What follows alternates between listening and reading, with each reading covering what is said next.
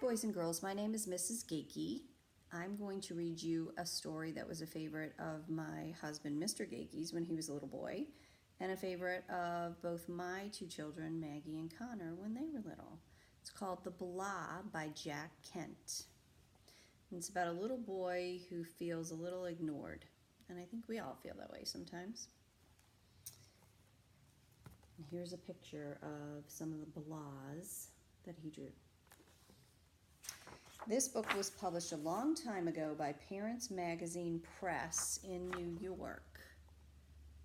I don't think it's still in print, but I'm sure you could find it on a search if you looked on the internet.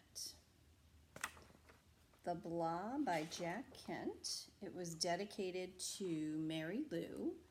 And dedications happen, sometimes authors will dedicate a story to someone they love or to someone that loved them very much, that they want to remember. Once upon a time, there was a blah, a nothing, a nobody, named Billy.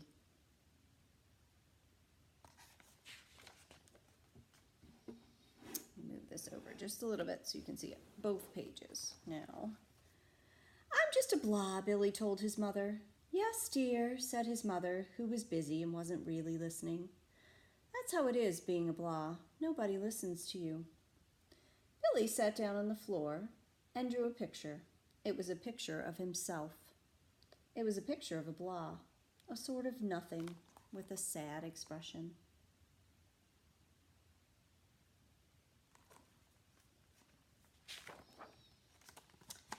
Billy's older brother Richard came hurrying around the corner and jostled Billy and stepped on one of his crayons, the green one, Billy's favorite. Richard hardly noticed as he hurried on his way. That's how it is being a blah. Nobody notices you. I'll bet I'm not the only blah in the world, Billy said to himself. I'll bet there are lots of blahs. And he drew some more. Or he drew some, not some more. I'll bet if all the blahs got together, folks would notice us then, Billy thought. He drew orange ones and red ones and blue ones, but of course there weren't any green ones because Richard had smashed the green crayon. Billy was king of the blahs. He was leading his troops into battle. It's fun to imagine that you're stronger than someone else who did something not very nice to you. While looking for a battle to lead his troops into, the king saw a very strange sight. Some people were upside down in a patch of daisies.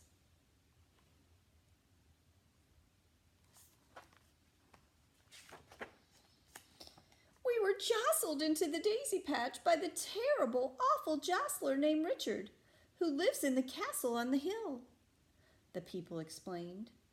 We'll have to do something about that, said the king of the blahs, as he helped them up and dusted them off.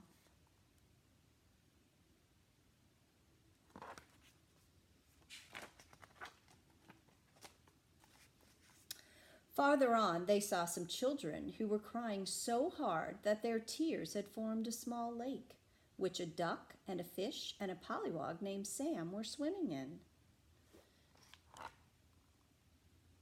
So here's the pollywog.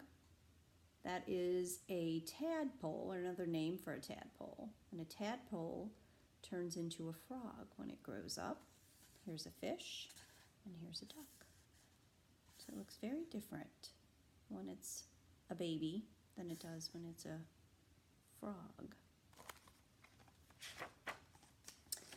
It's the terrible, awful jostler named Richard who lives in the castle on the hill, they explained. He smashed our crayons. We'll have to do something about that, said the king of the blahs, as he dried their eyes and wiped their noses. Sounds like he's a very nice king. The blahs marched up the hill to the castle. They knocked politely on the door, then broke the door down and went in. The king bowed to the jostler and said, How do you do?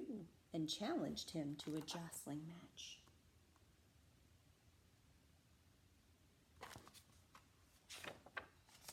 It was a horrible thing to watch.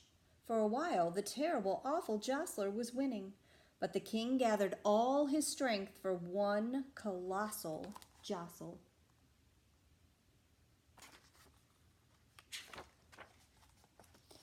It sent the jostler rolling down the stairs, out the door, down the hill, and into the lake of tears.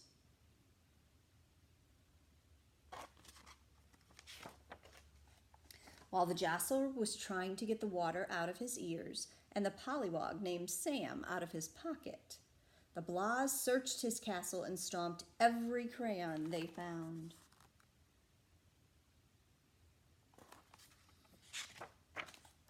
The dripping wet, black and blue jostler begged for mercy. "Stop," he said, "stop what you're doing."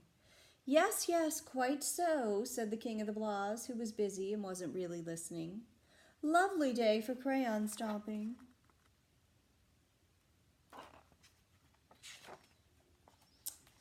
"I said stop what you're doing and get ready for supper," Billy's mother said. "Pay some attention to me." "Sometimes you act if you don't even know I'm around," said his mother. "I feel like a blah?" asked Billy. "That's just what I feel like," said Mother.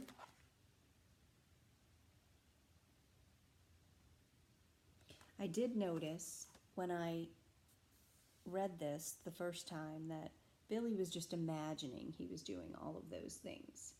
He was using his imagination to stomp the crayons. "You can be the queen of the Blahs," Billy said, and he kissed his mother and went to wash up for supper. The end. And there are some more Blahs, or there's him as king or a soldier as in his little army. The Blah by Jack Kent. One of my favorite stories. I hope you liked it.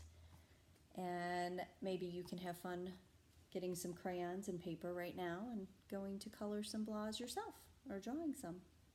I hope you're having a great summer, and I will see you soon. Bye-bye.